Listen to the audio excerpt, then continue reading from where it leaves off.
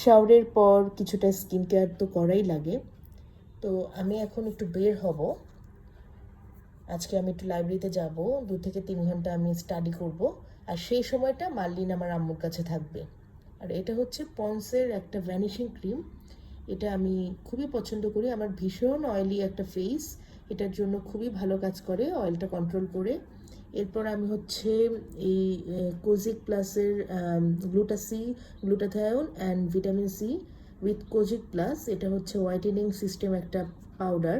এটাও খুবই চমৎকার একটা পাউডার, ফেসিয়াল অয়েলটা কন্ট্রোল করে এবং খুব ফাস্ট একটা ইনস্ট্যান্ট ব্রাইটেনিং লুক দেয়। আমি এটাও এখন অ্যাপ্লাই করব। আর এটা হচ্ছে একটা লোশন, এটা হচ্ছে মার্লিনের লোশন, এটা প্রায় শেষের দিকে, বেবি সফট বেবি লোশন। ভাবলাম যে আজকে আমি এটা ইউজ করে ফেললে এটা ফুরিয়ে যাবে, তখন হয়তো আমি নতুন একটা লোশন কিনে আনবো, এই আর কি।